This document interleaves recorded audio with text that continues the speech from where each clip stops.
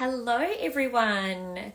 We are jumping on live again today to have a conversation around feelings that block money manifesting and what you can do about it.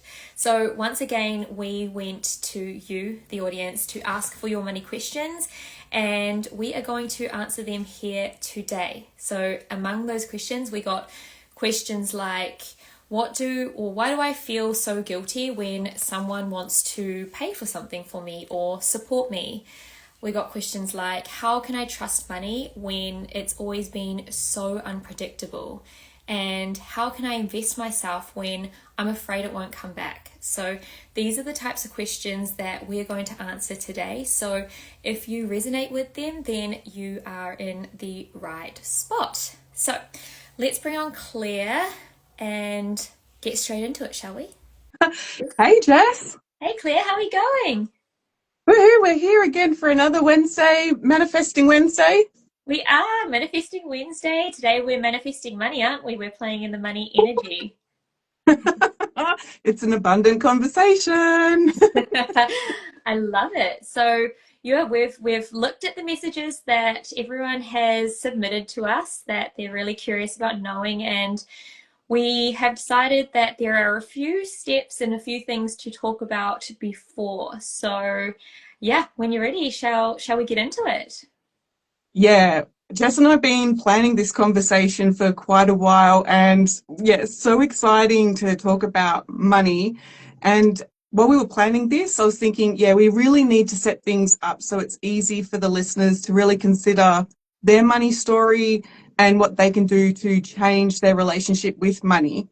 Because on one hand, we do have your relationship with money, and then we have the conversation that Jess and I are having about manifesting money.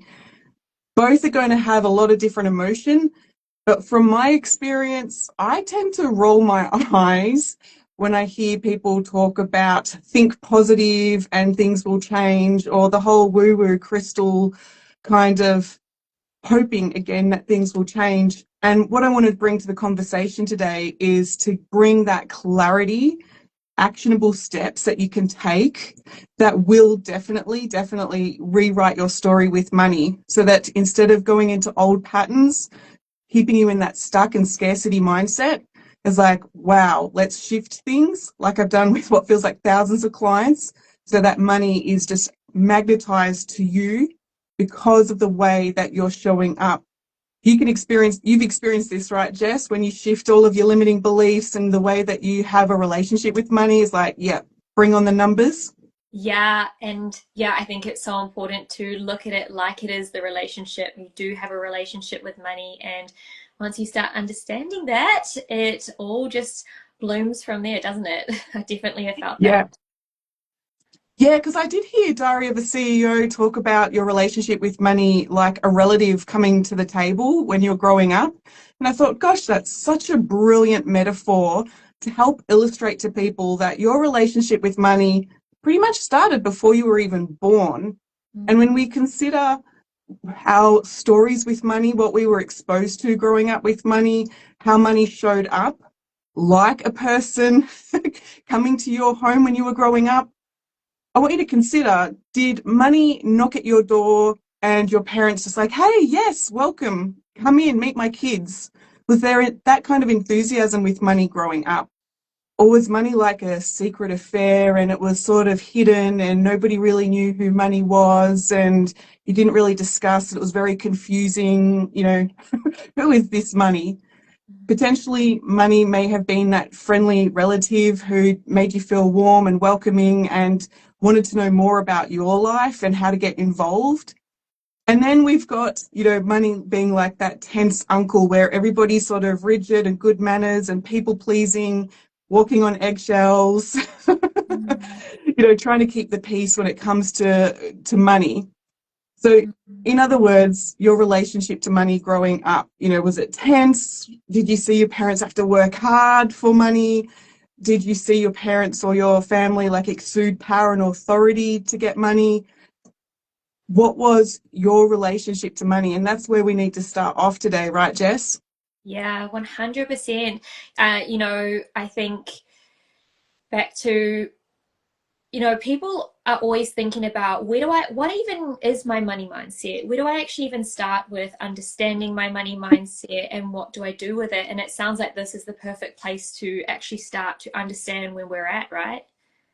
Yeah, because even that term, I know that you have your business around mastering your mindset, and it's like, yeah, where do you actually start when it comes to your money mindset? It's a bit of a tongue twister there. When we think about the relationship that we had to money growing up, and then even taking it one step further to consider how did you duplicate those patterns into adulthood? But how did you show up? Did your parents demonstrate to you that you had to walk on eggshells or people please or do all of the things to get money? And you're like, okay, if that's how we are in this world, then that's what I need to do or be Yeah. to have a relationship with money.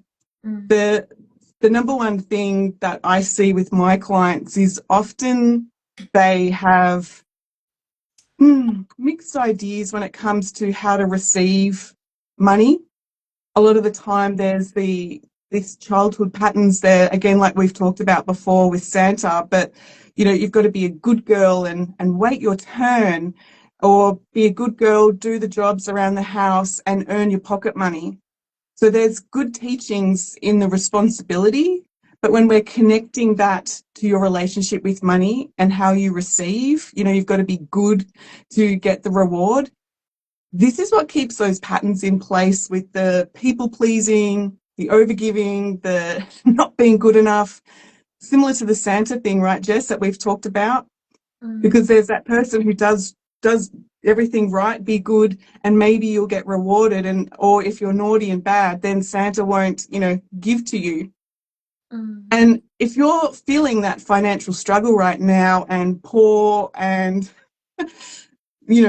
having a really hard time with money, we need to really emphasize this is not because you've been bad, you're being punished, but it does go to show that the relationship with money, your mindset, as you talked about there, Jess, is conflicting with some of the ideas that you were taught growing up.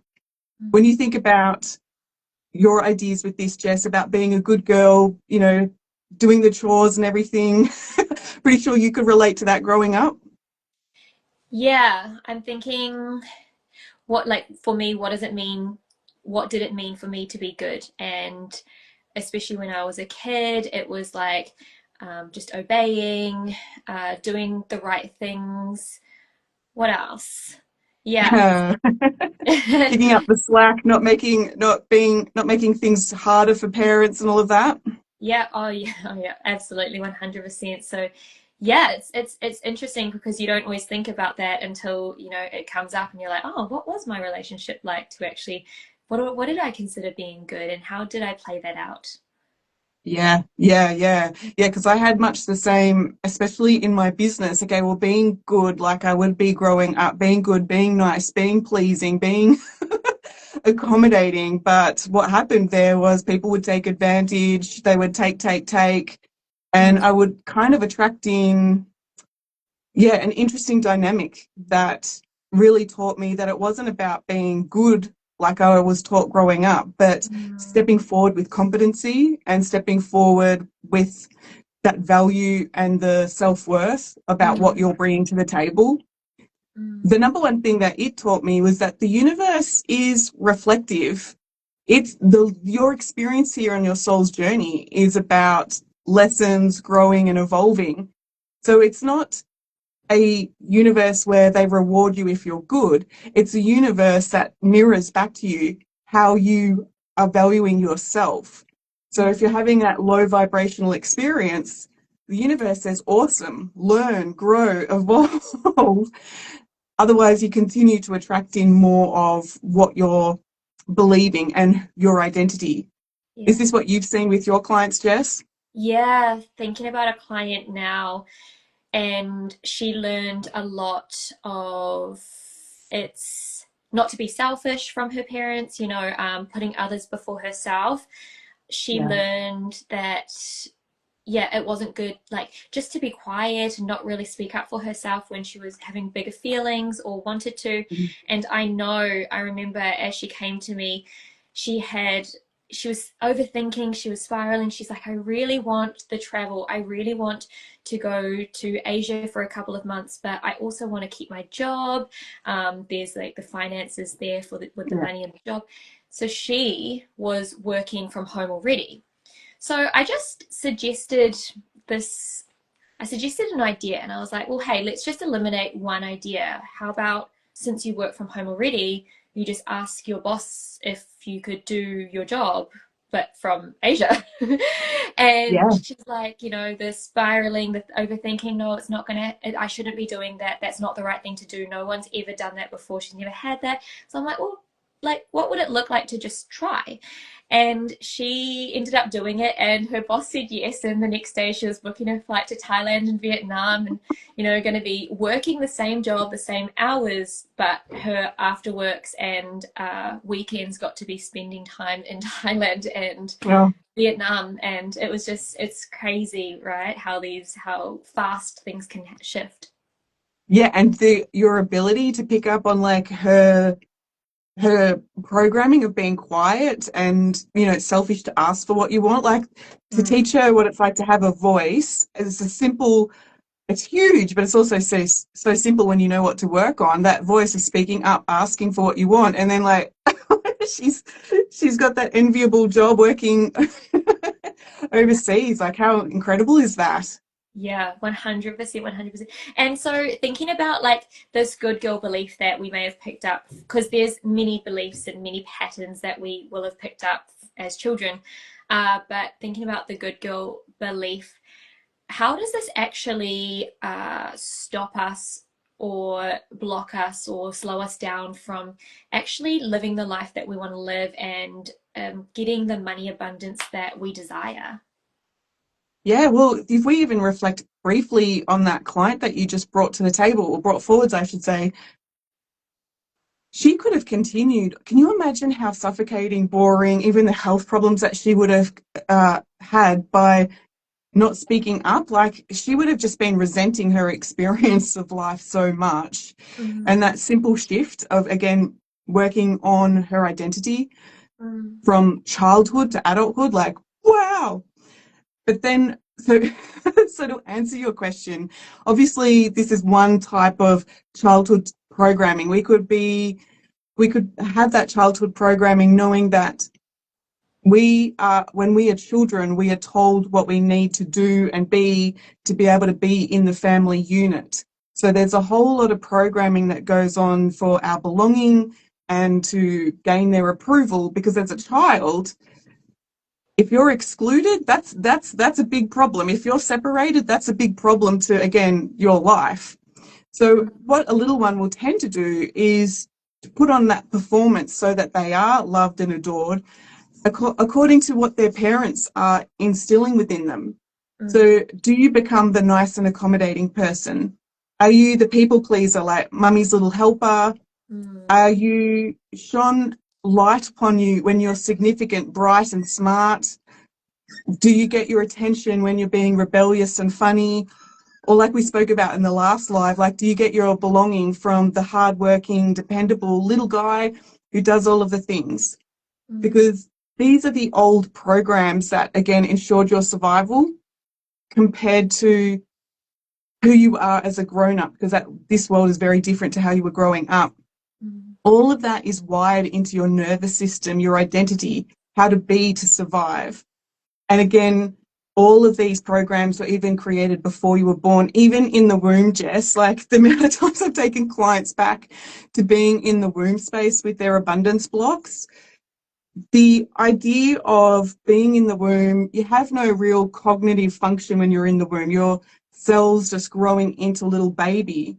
mm, Your whole function at that time is to grow and to nourish yourself.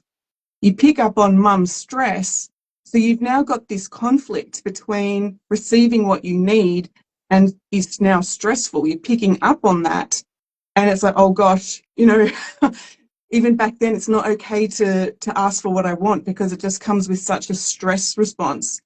I know we're going weird and wonderful into the womb, but is this mm. making sense to you, Jess? Oh, it's for sure. It's making sense. I've ventured into some, back into the womb and where that stress was created for me. And that's, oh my gosh, where a lot of my freedom has just expanded within me. So I love playing there as well. Even speaking about stress, a client example comes to mind as well of not so much as a pattern of the good girl, but something a little bit different where, we spoke about the client in the previous example. There was things that were taught to her. Her mum especially was saying like it's not good to be selfish, it's good to, like, literally speaking the words to her.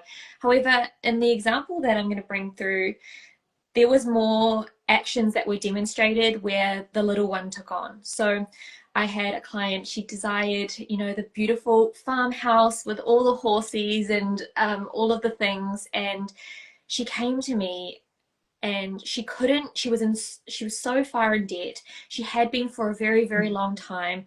She couldn't hold on to money. Every single time she got money, there was always something that she could spend it on. She was manifesting ways to spend her money. And so when we went down into the patterns that she picked up, it was actually her as a little girl seeing her parents always fighting and arguing. That was created because of money. There was always stress around money.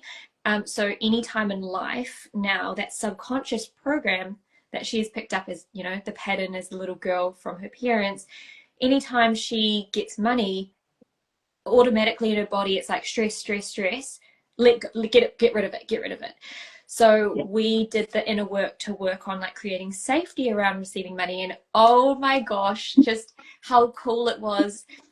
She'd been in this endless loop or cycle of debt, and then she was all of a sudden out of debt. She created bank accounts for her kids. She was putting money in for her kids. She was actually attracting money in from all over the place. And it was just a very, very crazy and wild and beautiful story for her. And that's how she gets to live her life now with these new money programs. So yeah.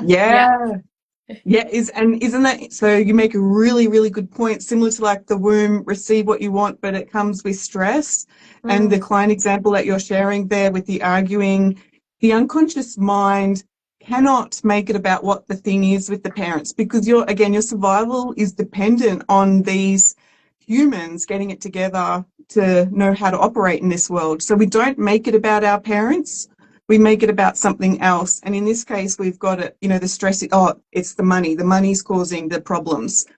And you were really switched on there to be able to say, okay, well, what if it's not the money? What if it's just your parents are arguing and the money is completely separate?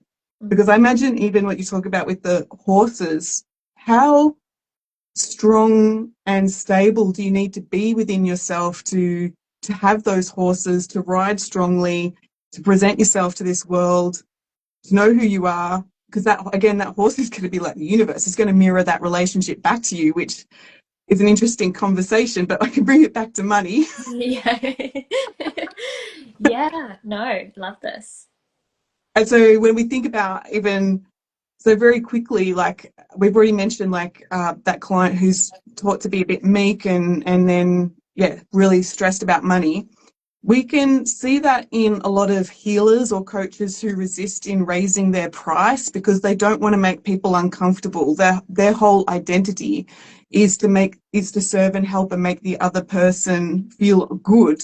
So if they're stressed about money, then they will project that onto their clients. Like, oh gosh, you must be stressed about money too. I can't raise my price. The other one that we've got is people who are really accommodating, very, very giving, may attract in relationships where they continue to give, maybe be the good housewife. Husband comes home with the paycheck, and again, she might be walking on eggshells, making sure he's okay so that then she gets the housekeeping money that she needs, which been there, done that in the past. And so again, all of this is the childhood programming of how to be in this world compared to somebody saying, actually, just grow up and leave him and get a job, basically. But yeah, we can see this in all different dynamics of even the hard worker being dependable, can't be seen to ask for help and things like that. Like there's such a payoff in the way that people hold themselves back financially for survival, Yeah. not instead of stepping forward with their self-worth. Did you want to add anything to this one, Jess? Uh, no, I think this is great. I'm just wondering, for how, okay, so now that we've been able to sort of think about and understand our money story a little bit more, or our money beliefs, where they come from, the patterns that we might have as an adult now, how do we actually step into that new abundant energy where we can start to attract in the money that we desire and all of the abundance? Yay, we finally got there. Let's talk about the fun stuff. So previously we were talking about like the universe being reflective and like that childlike patterns where we're reacting to somebody outside of ourselves. Somebody else outside of ourselves tell us whether we're good or we get the approval.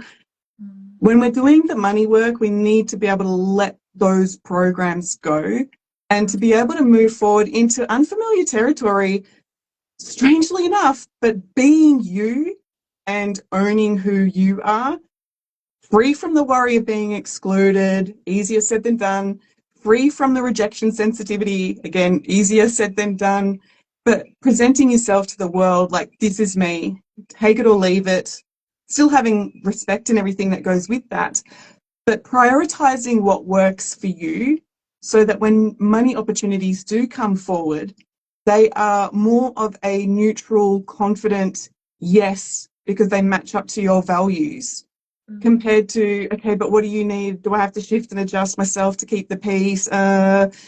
Scarcity, what if you walk away and I don't get the deal? Everything that goes with that. So a lot of the time we have to do that inner work to release the lens of fear or shame or scarcity, all of those old programs that where you're so needy for people to tell you what to do or to validate you. All of that needs to shift. And then we need to bring in, again, that strength in your self-worth of who you are. And again, knowing that people have to earn the right to sit at your table. So this is where we see those really humble leaders that project that confidence. They take their time. Nobody's going to rush them. What they've got to say is important. They take up their space. They don't shrink themselves again and scurry and hopefully, fit in. Those really strong leaders that have that humble quality about them, the confidence, they are going to hold that presence. They're going to hold that value. This is what they're exuding and radiating within them. And that's how they've attracted those opportunities, is that head held high leadership type radiance. So when we're talking about money manifestation, it's okay, you feeling incredibly confident, good, worthy within yourself. So the universe again reflects that back to you. You become magnetic because your money stories are matching what you want to receive. So it gets very, very potent, very strong in the energy when we're talking about what it means to become that version of yourself, right, Jess? Yeah, absolutely. And it just gets me so excited because this is the bridge. This is literally the bridge that between where you are now and the possibilities, the endless possibilities for someone, and all the abundance that is right there for them. There's just this one little bridge to walk over just to get that. So it's all very exciting stuff, isn't it? Yeah, and this is what you were talking about with your clients. It's not logical telling that client that you mentioned to just speak up, just do the things.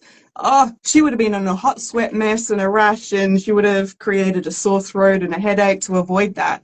However, working on those deep beliefs and the programming, as we've talked about when you're a baby as a child, working on the way that they are stored within your unconscious mind is the most powerful ways that you can create that shift.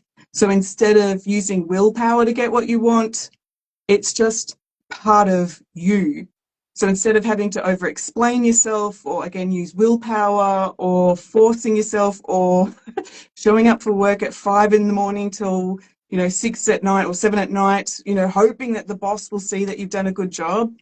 We're undoing all of those limitations and the performance and the scarcity to be able to step into your worth, head held high, and again, attracting in those opportunities from that neutral acceptance, I guess you'd say. Yeah, absolutely. And it's the difference between, a path that feels like a struggle, feels forced, versus the path that just feels light and easy and just who you are.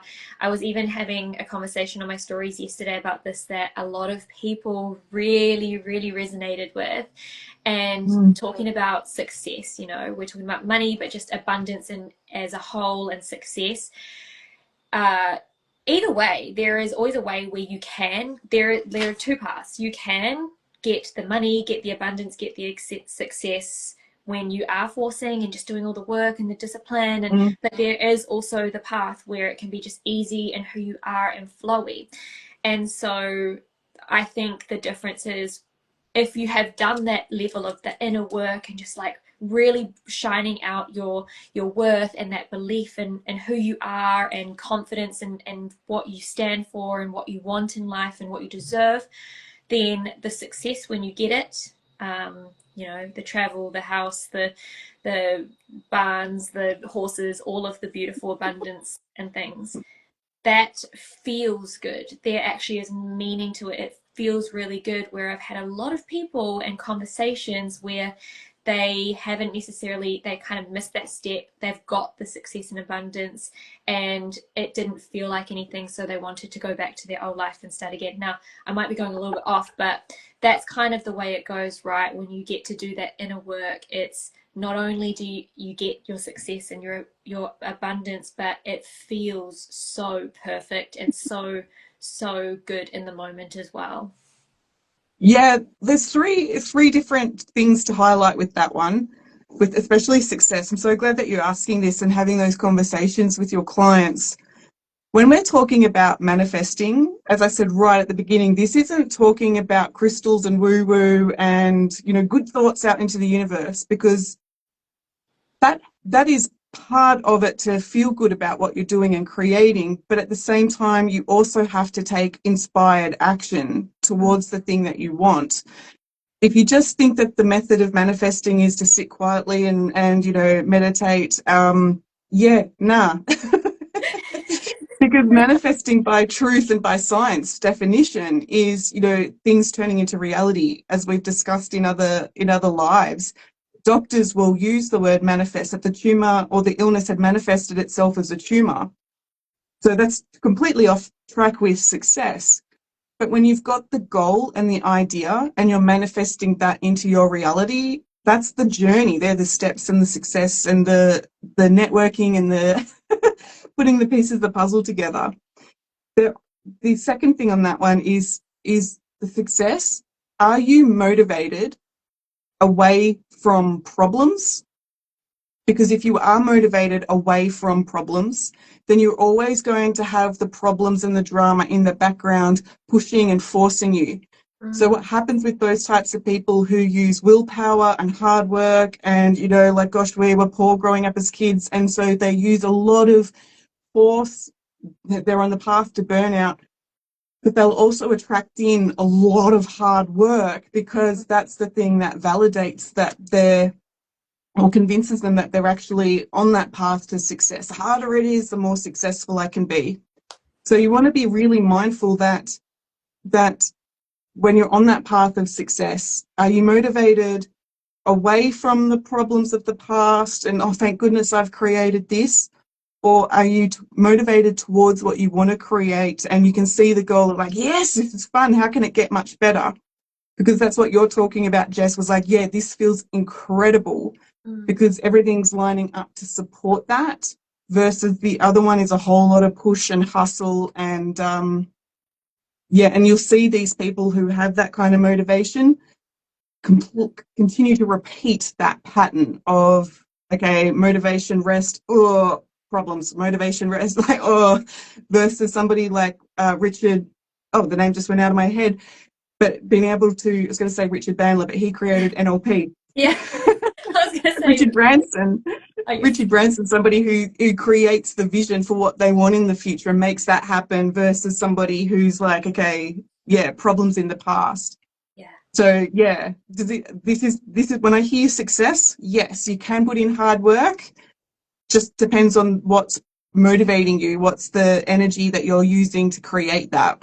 Yeah. A bit kind of, yeah.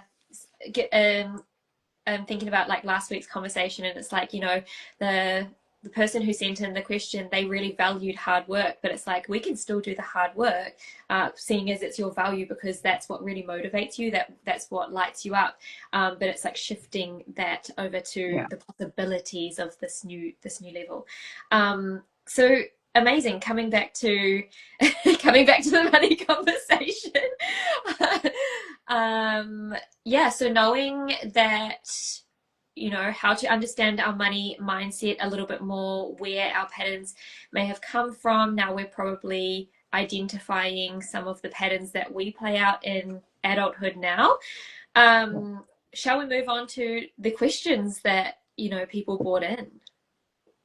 Yeah, absolutely. Because, you know, with your clients, my clients, we want them to have that success, right? With that, where their home feels like a sanctuary, where their energy feels good, they feel good in their body, you know, the car isn't just comfortable, it's just a bliss to drive. We want people to know how to manifest the money to have those experiences. And before we go to those questions, the reason that I bring that up is that the material success, like you said with that client, you know, you can't be selfish asking for too much and things like this. Your soul is here to have a 3D experience, to experience the material wealth. But it just depends on, do you have that to make you feel powerful and inflated, or do you have that, again, like that leader I was talking about earlier, that has that, quite humble, you don't even know how wealthy they are because they don't need the money in the bank to feel good about themselves. That's already there. And that's what, when we're going to go answer these questions, it's like, yeah, you might want the money, but what's underneath that? What's that going to give you? Is it going to give you the time to go on holidays with your kids? Is it going to give you, as you said there with that client, is it going to give them the bank accounts and the security, the travel, the opportunities? Because when we're talking about money, what do you want it for? Like, why have it at the table? What's it going to give you? So yeah, let's dive into those questions, Jess. Yeah, absolutely love that. Yeah, love that. So here's a question that I think a lot of people will resonate with, and I absolutely resonated with this one when I was a teenager, especially. So why do I feel so guilty receiving when someone wants to pay for something for me, like a coffee, or just support me in some way? Yeah, okay. So you might see me dart over to my notes because there's so much to unpack with all of these questions, and I want to make sure I'm thorough and make it simple to understand. The essence of guilt. Let's unpack that one first. Guilt is about feeling like you've done something wrong. Everybody has their values within them that's important to them. And these values are what they will prioritize, what they say yes to and what they'll say no to. So whatever your values are, whether it's harmony, connection, adventure, whatever your values are going to be unique to you. And they're going to, again, make a really strong influence on what you're saying yes to.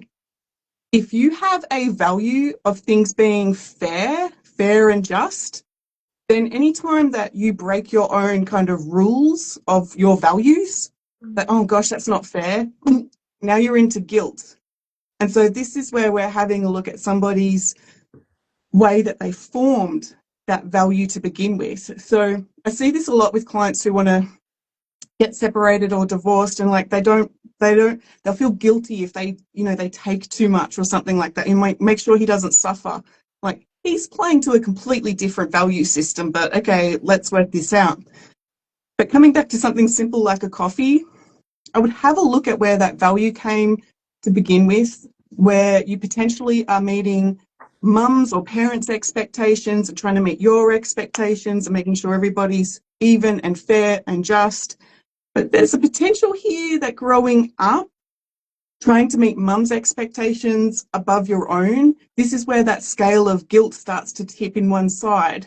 And we need to redefine what it means and teaching the nervous system what it means to receive, to be able to give that exchange balance rather than the balance within you and how much you're giving and receiving, or how much you're taking versus the giving and receiving. Can you not translate?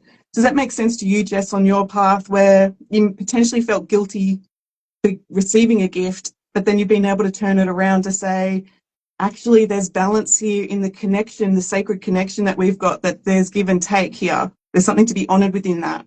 Yeah, 100%.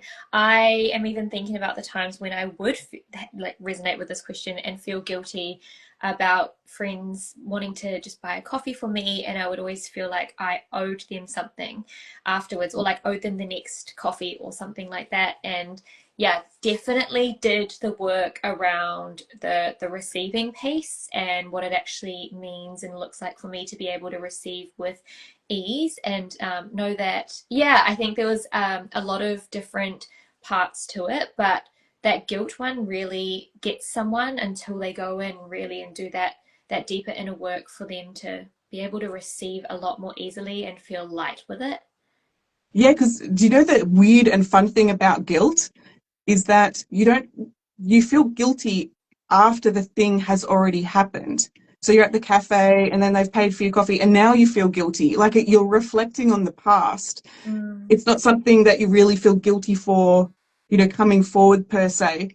So it's still an interesting experience where you're still looking to the past instead of looking at being able to gift and receive to friends in the next upcoming adventure, right?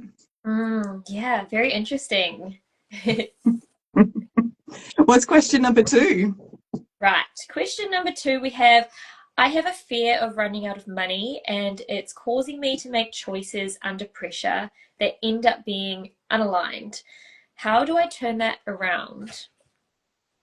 Yeah, fear of running out of money. Yeah,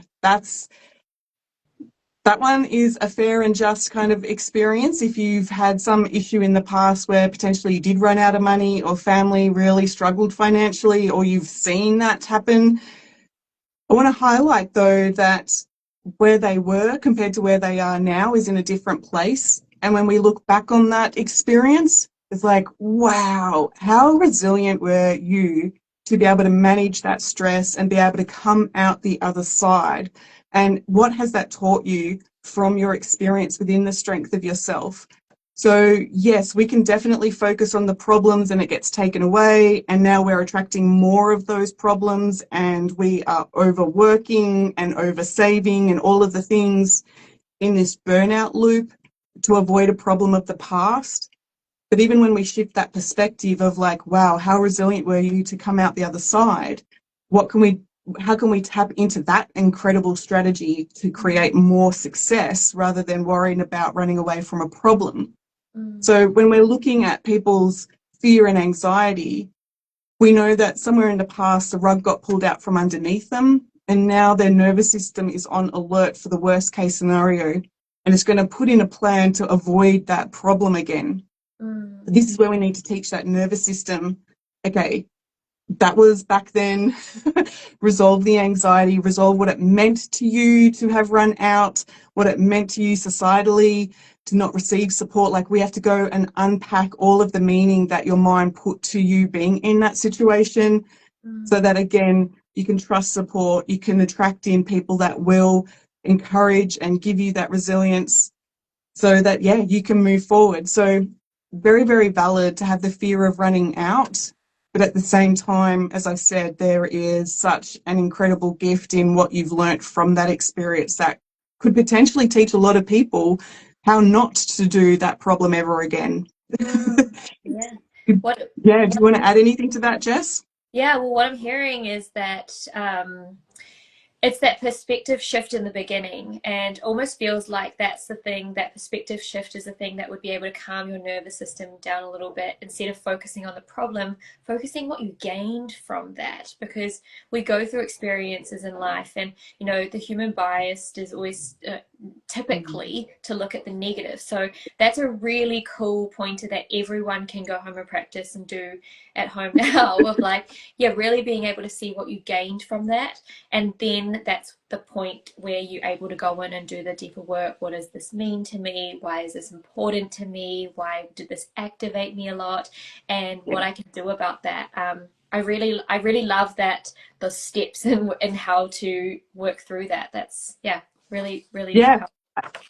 I can share a very brief private or personal story there. Within, everybody knows my history with going homeless to owning my own home. What I witnessed with my own daughters, and they had that experience of like losing everything, was that when we did manifest in my daughter to go to a private girls' school and all of the good things, because this stuff works, she opened the door to an opportunity where I was actually quite nervous about her taking on this subject at school, which looked at helping people in homelessness situations, in domestic violence, in this. The teacher and I were holding our breath going, oh gosh, is this going to trigger something? And it was like, no, actually, she has been able to hold her head high. She is at that class, front row, everything in, like, teach me what I could have done differently, teach me how I can teach others not to go down that path. Because I can tell you now, no other girl in that classroom has had her experience, and they're learning about how to gift, tinned foods and things. And Maddie's like all in, compared to these other girls are like, this is such an unfamiliar territory. So you can definitely rewrite your story so that instead of the fear of running out, is like, get in there and make a difference a different way, right? So I got really passionate, but yeah, I've seen it firsthand what it can do when you're focused on the donut and not the hole. Oh, 100%. It's almost like, I don't know if this is veering too far off, but just a thought that I'm having is like, um, I think it's Robin Robbins, or some sort of some person. They have this motto where, make your mess your message. So that's what I'm hearing, is that's what you're getting at, of like, when you're able to go in and do that work, why is this so important to me? What does this mean to me? Okay, perfect. Now you're able to shift that experience that you've had to be able to go in and help other people with that, what not to do, how to do it potentially different, so they don't have to experience it to that extent. And I think that's super, super powerful. Yeah, that's where coaching is so incredible, right? Yeah. Don't do what I did. Yeah, well, that's kind of how it goes, right? Okay, so next question. How can I have a financial freedom mindset when I'm not physically there yet? Yeah, and I've got a doozy of a question back to that person. And Jess, I'd be curious to your answer. Do you become a millionaire to give, or do you become a millionaire to receive? Wait, sorry. Do you, let me just think about what you just said. Do you become a millionaire to give or to receive? Um, Yeah, you don't have to answer it on air. That's all good. But when I I, think about somebody asking about that financial freedom and the financial mindset, again, what is underneath that? Why do you want that money? Because most people will answer that question when I put them on the spot, like, you know, what do you want the money for? Like, what is it going to give you? Most people will say freedom or security. And I will say, great, I put $100,000 in front of you right now. Does that actually give you freedom and security? And a lot of the time people actually say, oh gosh, no, that's created all sorts of problems now. Like, I don't know what to do with it. Like, when they actually in that coaching space and really taking the time to reflect on their response. So what will the freedom give you? What will the security give you? When I'm coaching people, whenever anyone says that they want security, that's telling me they want rest. They want rest. They've been on this hustle, go, go, go, go, go. And I just want some security, Claire. Like, you just want permission to rest.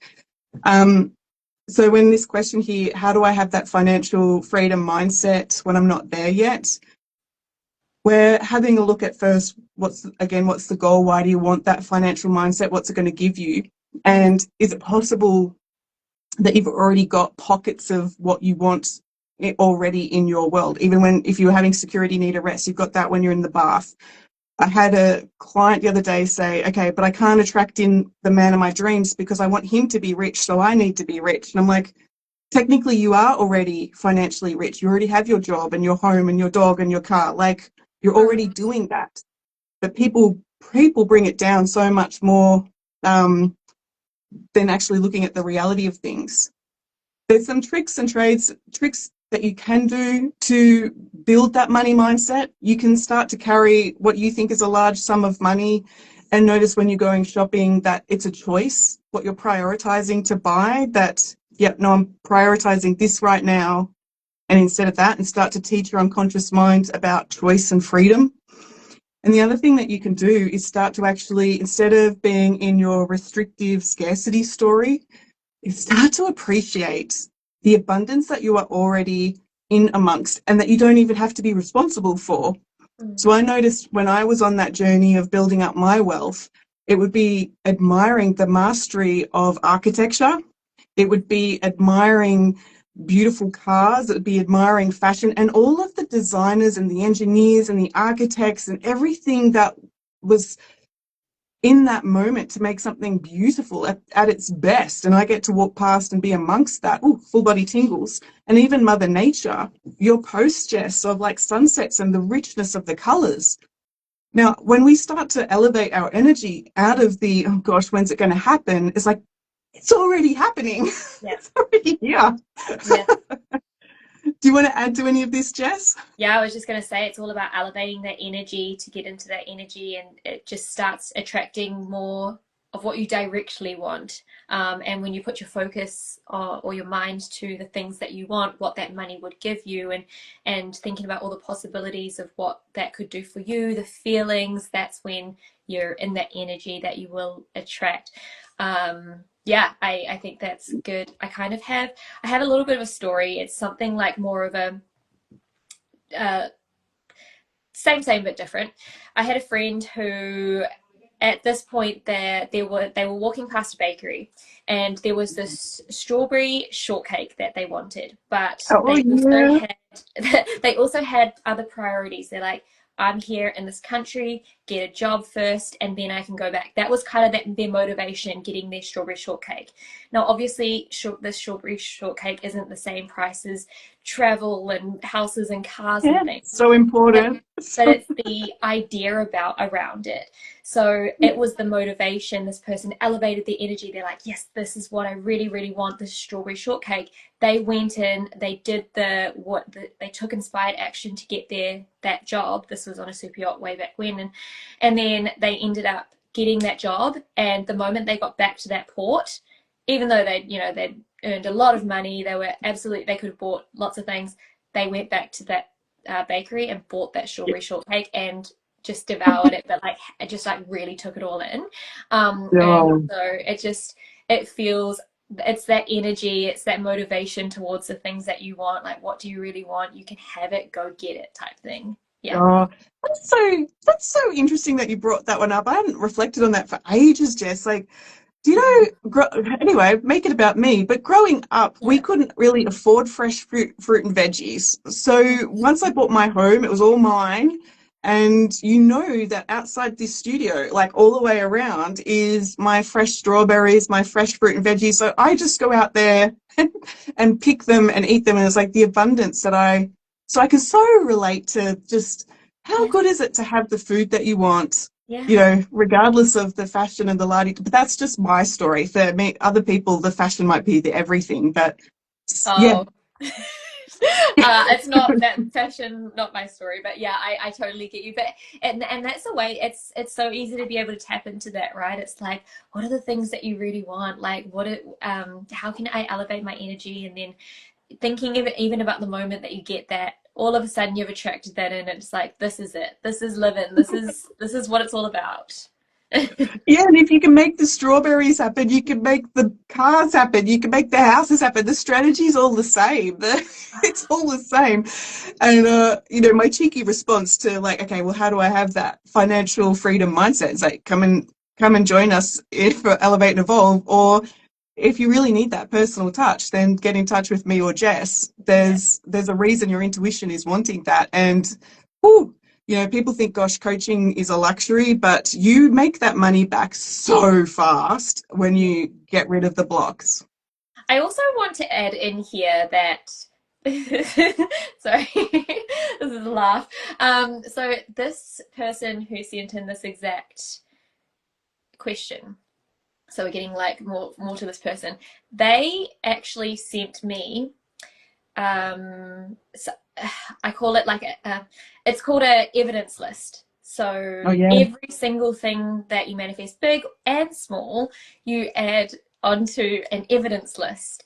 And in one way, that's going to elevate your energy because you're going to see, oh my gosh, like all of these things, like this is what I am doing. This is what I'm making possible for me. This is all the evidence, And so for this person specifically, I know that their evidence list is growing and growing and growing to like actually look at, okay, well, there is all of this abundance for you right here, right now that you have created already. So you're already doing an incredible job on that path towards that financial freedom mindset. So I would argue that they already sort of are there, they're already there with it. It's just actually about noticing it, acknowledging it. You've got it.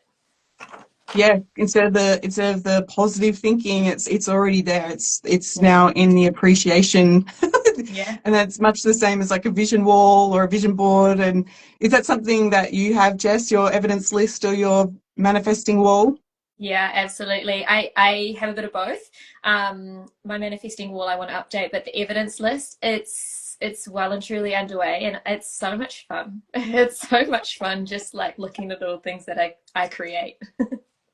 Yeah, and being on the journey with you, your manifesting wall had previously, if you don't mind me sharing, had previously been from a place of neediness, and then Yeah. once we resolved the neediness, then the vision walls used to really change in the way that the colors and the vibrancy and yeah, Yeah. so good. You could see it, right? Like the first pictures that I had, great pictures, but like everything was so black toned and it was dull. And then like the next time I created it, everything just somehow happened to appear so golden and glowy and bright. And it was just beautiful. Yeah. And there's going to be plenty more of these tools in our upcoming group coaching, right? Yeah, absolutely. One more question just before, Yeah, sorry. yeah. Um, one more question is it's kind of similar actually. So how can I trust money when it's always been unpredictable for me so far? I'm just checking. Is that you asking, Jess? No, I'm teasing. I'm teasing. No, it wasn't me, but I'm sure I can definitely relate to that. Yeah, but this comes back to the childhood programmings that we were talking about earlier, that potentially your parents may have argued about money or there was a tension associated to money. And even the idea where somebody has all of like the top labels and then they go to school and they get bullied for having money. Like, you want to go and have a look at what has caused the distrust in having the money, because it's not going to be about the money. It's going to be about what the foundation and things that's holding it steady and stable. I did a video the other day, and it may or may not have translated for this particular scenario, but let's see if it fits in. A lot of the time when people have unpredictable relationships, they will still lean onto someone as a way of getting that support. And that relationship will still have an agenda. There'll be something behind that person that has that agenda that creates things to be unstable. But the nervous system doesn't like to move too far away into the unfamiliar without support. So there's this gap between what you know is familiar that you can trust versus stepping into the unknown.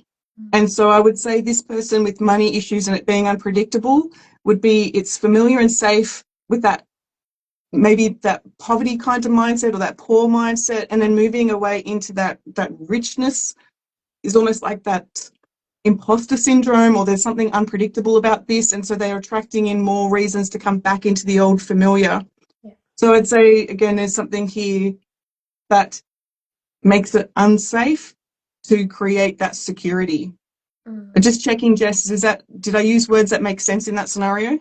Yeah, absolutely. I mean, as you were speaking, it definitely, I was thinking about the moments of how this question does resonate with me. And yeah, a lot there to do with, that's what I was thinking, a lot there to do with trust and being able to build that foundation where it does feel safe to move into what might not be yet familiar to you, but can be familiar to you when you just like trust that and build that solid foundation within that new sort of mindset, right? Am I getting Yeah, that? and checking in what's causing you to pull back into old ways. Yeah. And I know you said to trust that, but there'll be a safety thing under that's Yeah. holding that in place, that it can't get too far away from them, because they'll see the path ahead, but is the support there? And Mm, will they probably be judged or ridiculed or made fun of if they go too far away from what they know to be true? So I would actually have, yeah, it's all starting to stream in like it does. I would be having a look at the agenda of the person who's got the support. They probably have a lot of insecurities and they're pulling back on that person back to them. yeah, yeah, yeah, amazing. Wow. Okay, great. This is always a fun conversation, and this is all of the types of things that we're going to explore more of in Elevated Involve, isn't it? These types of fun Yeah, in about 2-ish explorations. weeks or so. Yeah, 2-ish weeks. And so the price still is 333 if you do want to come and play along, play in the energy of money manifesting, but also whatever it is that you do want to manifest. We could be talking about relationships, health, career, Mm. business, all of the things, whatever it is that lights your heart up. These are the conversations that we get to explore deep in Elevated and Evolved. And we are very, very excited about it. So Yeah, it's fun. I'm waking up every morning. Jess is getting my screenshots. I'm waking up every morning like there's another person, Jess. There's more people that want yeah, to play. yeah, And that's the gift in group coaching. When you do personalized coaching, you've kind of, I think I might have shared this last time, personalized coaching is great. You go right into the deep core of issues. But when you are in a safe group that you feel safe to share your vulnerabilities and you hear somebody else, me too, me too, me too, and you're like, oh, yeah. I'm not as crazy as I thought I was. Yeah, and that's actually a really good point around why we ask the audience and for you at home listening to submit your questions, because that's where we get to come on here and talk about them. And well, I know for sure we'll get messages from people that are like, hey, I really resonated with that question that you said, and this is what I'm going to do now, because I've learned this, or something like that. So you're right, when we can expand that in a group where everyone gets to ask their questions, they get to feel seen, but a lot of other people also gain from that as well. It's just a whole group of expansion and everyone being able to follow their path to their desires, and it's so much fun. I love being in the energy. Yeah, it's going to be incredible. It already is. We're already starting to Yeah, talk in the Telegram group and things, and yeah, it's. And I shared with you, Jess, the number one Google search at the moment is like, well, for adults anyway, is actually how to make friends. This yeah, is it. Like, if you're the person who's saying, where's my community? Where's my people? And yeah. you're into that personal growth with that authentic steps to actually get results, then yeah, here we are. We're ready to play. Yeah, and I believe it. When you shared that with me, I was like, you know what? The amount of conversations I have with just different people, friends, family, clients, especially in adulthood, it's like it seems to be a struggle to make friends, because everyone, they understanding their values more. So people are like, okay, well, I want to make friends now. And this is, if you're the person into this manifesting energy, expanding, evolving into your next level, uh, I always say anyway, get into different groups of like-minded people. This is your group. This is the group where we get Yeah. to play and make friends, you know. So it's, yeah, all fun and games. Yeah, that's what makes life rich. So yeah, 333. So I heard Jess go 333. I was like, yeah, not 3,000, Oh, 333. 3 months of coaching. And yeah, we've kept the prices at that level to make the intention more about the rich relationships. There's a 70-page manual. There's all of the steps, the steps that I work with my clients, and yeah, it's all there. So, oh, I'm really looking forward to what's to come, Jess. amazing. Yeah, I'm looking forward to it too, and playing with all of the people that are jumping on into this group now and already stepping into their that mindset of abundance and wealth and things. So thank you so much, Claire, for coming on and well, us having this conversation with the people. And yeah, it's been fun. Yeah, thanks, Jess. And I'm off to the bakery now to get my strawberry shortcake. I'm now hungry. Oh, I think it's a must. I think we all must be doing that now. All right. Thanks, Jess. Thank you, everyone. Thank you, everyone. Bye. Bye.